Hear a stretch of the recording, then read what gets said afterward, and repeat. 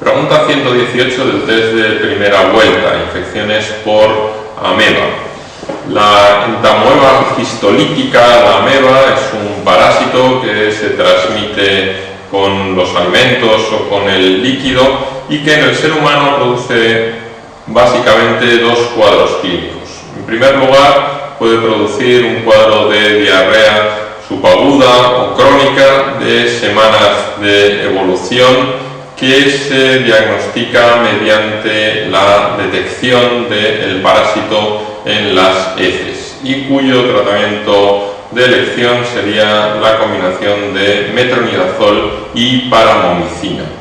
En ocasiones la ameba es capaz de atravesar la pared del tubo digestivo y dar lugar al segundo cuadro característico de infección por este parásito, que sería el absceso amebiano. La localización más característica del absceso amebiano es en el hígado.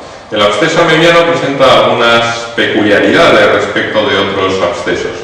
En primer lugar, hay que recordar que la prueba diagnóstica de elección del absceso amebiano es la serología. Habitualmente los abscesos bacterianos se diagnostican mediante la punción del absceso y el cultivo de la bacteria en el líquido interior del absceso. En el caso del absceso amebiano, lo característico es que la ameba se encuentre adherida a la cápsula del absceso, pero no se encuentre libre dentro del líquido que contiene ese absceso amebiano. Por tanto, lo habitual es que no sea uno capaz de visualizar el parásito en el líquido dentro del absceso. Se trata de un líquido que típicamente se describe como achocolatado o embús de anchoas, pero que no contiene el parásito como tal. Cuando uno sospecha ante una imagen ecográfica o en un escáner la posibilidad de que un absceso hepático se trate de un absceso amebiano, la manera de confirmar el diagnóstico es, por tanto, la serología.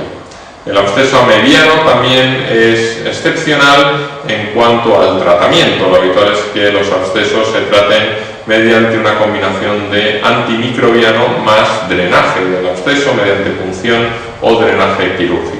El absceso amebiano es excepcional porque no es infrecuente que responda simplemente al tratamiento antiparasitario sin necesidad de drenaje. El tratamiento de elección, de nuevo, sería el metronidazol, aunque para eliminar la posibilidad de que exista también ameba, de que exista parásito en el tubo digestivo, se recomienda añadir al metronidazol paramomicina.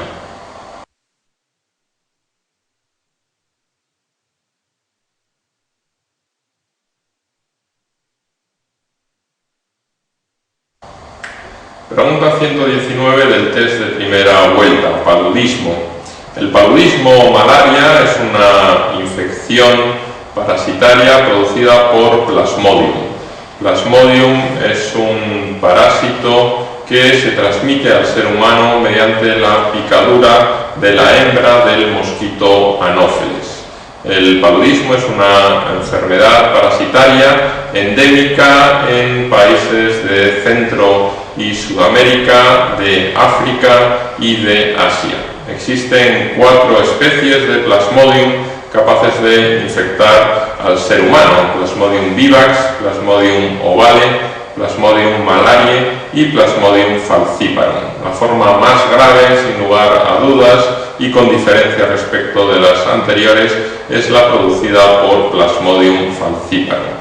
En general, el Plasmodium tiene, después de la picadura del mosquito, una primera fase de infección en el hígado, a partir de la cual se libera en la sangre, infecta a los hematíes y esta infección, esta parasitación de los glóbulos rojos del paciente es lo que da lugar al cuadro característico de la malaria, el cuadro clínico característico de malaria, principalmente en forma de 2 síndromes. Por una parte, esos hematíes parasitados se van a romper y el cuadro clínico se corresponde con el de una anemia hemolítica. El paciente desarrolla un cuadro de fiebre, tiritona, escalofríos, sudoración, aumento de bilirrubina, de LDH, y en una extensión de sangre periférica se pueden observar esquistocitos, además de los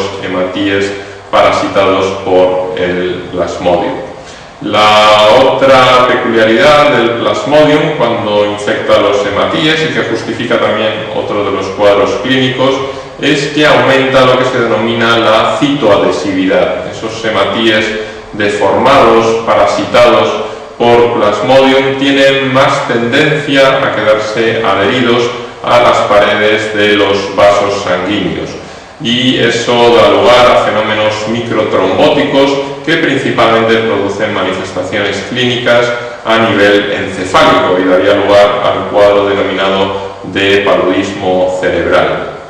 En formas crónicas de paludismo se puede producir una gran esplenomegalia y se puede producir insuficiencia renal. Cuando uno sospecha la posibilidad de que un sujeto presente un cuadro de paludismo, existen varias pruebas para el diagnóstico.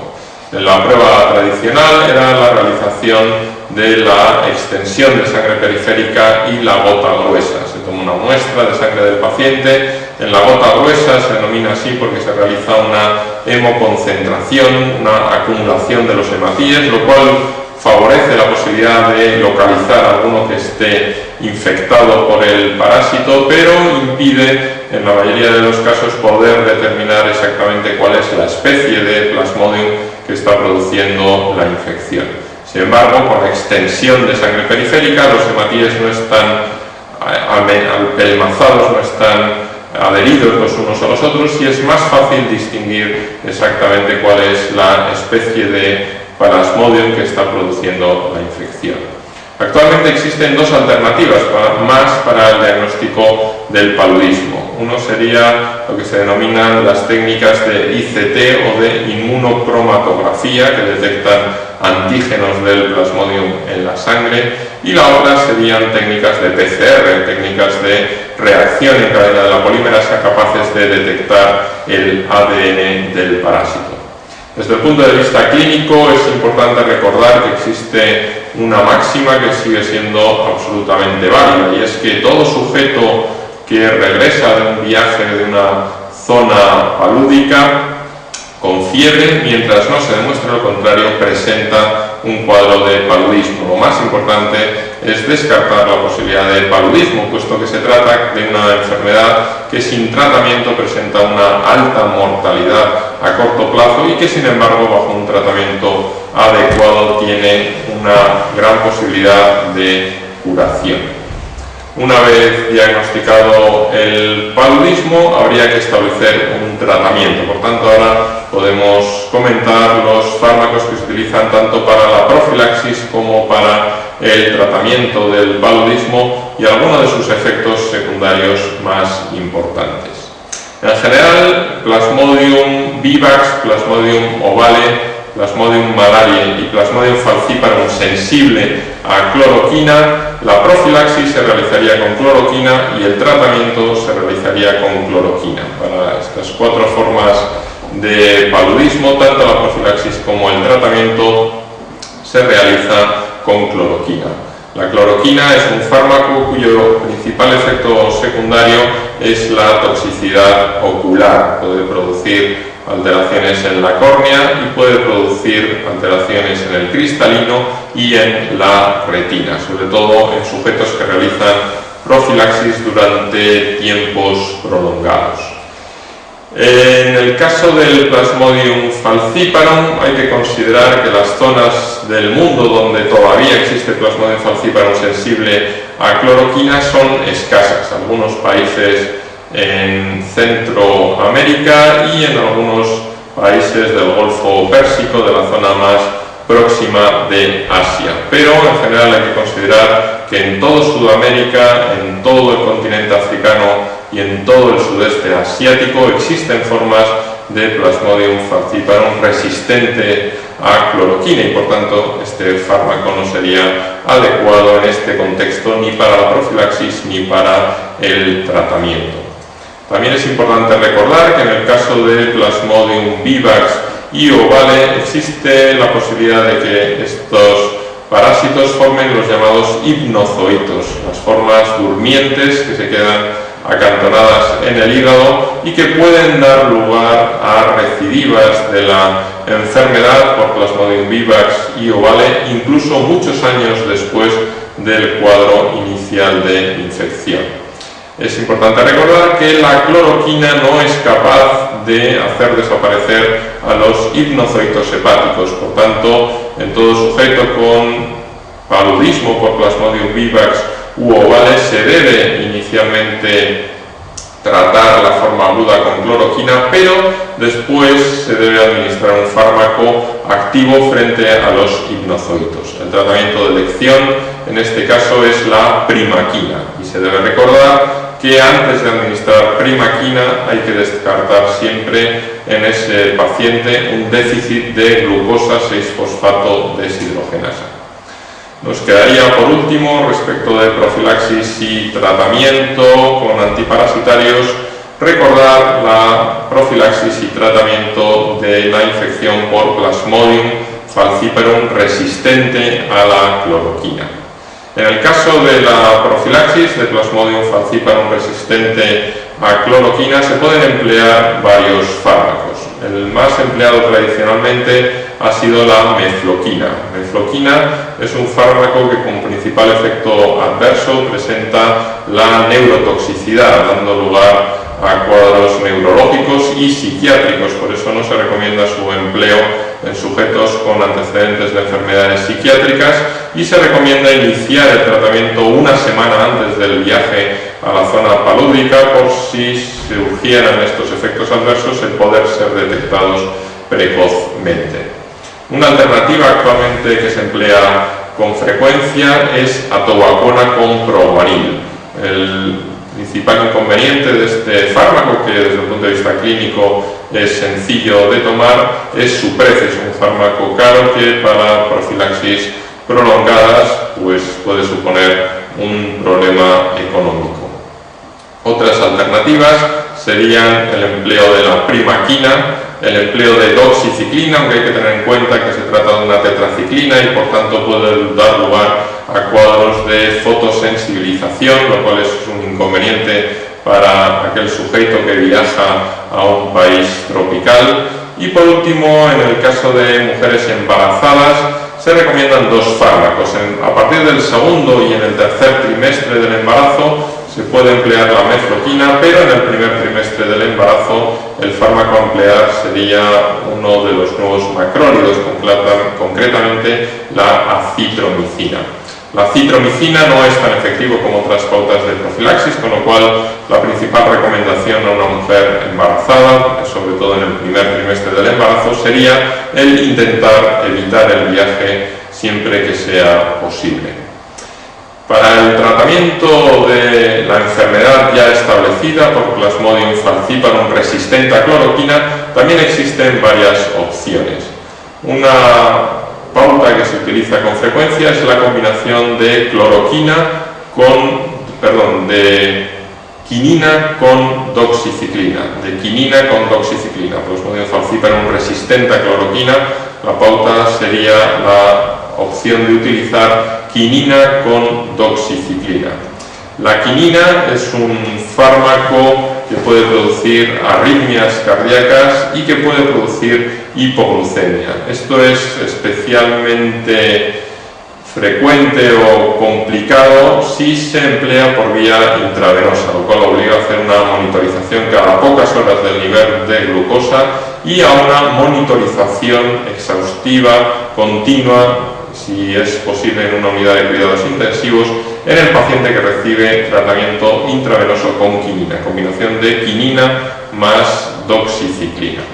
En las mujeres embarazadas y en niños pequeños no se debe utilizar la doxiciclina, la tetraciclina, que puede producir alteración en la dentición del niño o del feto, y por eso en este caso se recomienda la combinación de quinina más clindamicina. Una alternativa a esta pauta en casos de paludismo no especialmente graves sería la utilización de atobacona provanil, el fármaco que se utiliza habitualmente para la profilaxis. En algunos casos se ha utilizado la combinación de mefloquina con fansidar, que es un preparado comercial que contiene sulfamidas. Y por último, un tratamiento prometedor es el empleo de los derivados de la artemisina. Este es un fármaco sintetizado en China en los años 70 del siglo XX, que presenta una gran actividad antipalúdica, que se emplea con gran frecuencia como tratamiento de elección del paludismo grave en Asia y en África, y estos derivados de la artemisina es probable que en los próximos años cada vez se utilicen con más frecuencia en el continente europeo. Y por último, terminando con el tema del paludismo, es importante recordar que para la profilaxis, además de las medidas farmacológicas, además del fármaco antipalúdico que se emplee, es igual o más importante las medidas de barrera. El empleo de ropas con mangas largas, de color claro, de color blanco, el empleo de repelentes impregnando la piel e impregnando la ropa, y la utilización nocturna de un mosquitero para evitar, una medida fundamental, evitar la picadura del mosquito anófeles.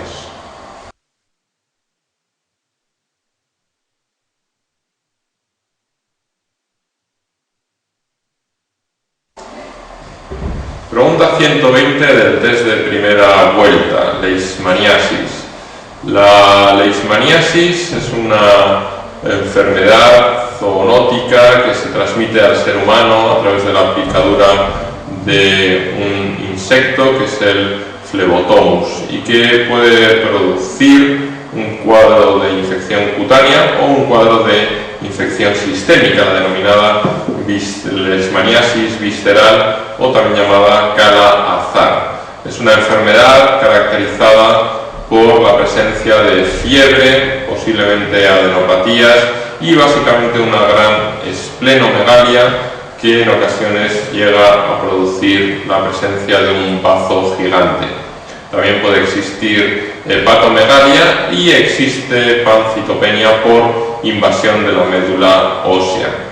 La piel presenta un color bronceado oscuro característico, que en la India da el nombre ese característico de Kala-Azar. La manera de diagnosticar la infección por leishmania es mediante la visualización del parásito, su cultivo, por ejemplo, en el medio NNN. Se puede tomar la muestra de una punción hepática, de adenopatías, una punción cuidadosa del bazo y la prueba más utilizada, que es la punción de la médula ósea, la biopsia de la médula ósea. El tratamiento tradicional de la leishmaniasis se ha hecho mediante antimoniales pentavalentes, principalmente el glucantime. El glucantime es un fármaco que hay que administrarlo por vía intravascular o por vía intramuscular, que puede producir pancreatitis y que puede producir arritmias cardíacas por alteración del segmento QT. Por tanto, se han buscado alternativas para el tratamiento de la leishmaniasis. La más empleada hasta tiempos recientes ha sido la anfotericina B. Anfotericina B, el antifúngico, es un fármaco muy nefrotóxico, por tanto, si existe la posibilidad, se debe emplear un fármaco mucho menos nefrotóxico, como es la anfotericina B liposomal. En los últimos años se ha producido una gran novedad respecto del tratamiento de la leishmaniasis, y es que por primera vez se ha comercializado un fármaco que se puede utilizar por vía oral. Ha sido la manera de poder tratar por vía oral y por tanto de manera ambulatoria, y como consecuencia de manera mucho más rentable desde el punto de vista económico, de la leishmaniasis. Ese fármaco que se puede emplear por vía oral es miltefosina. Actualmente en la India, que es el país del mundo donde se diagnostican más del 50% de las leishmaniasis, el tratamiento de elección se realiza con miltefosina por vía oral y como alternativas la anfotericina B, si es posible anfotericina B liposomal y el glucantímelos antimoniales pentavalentes.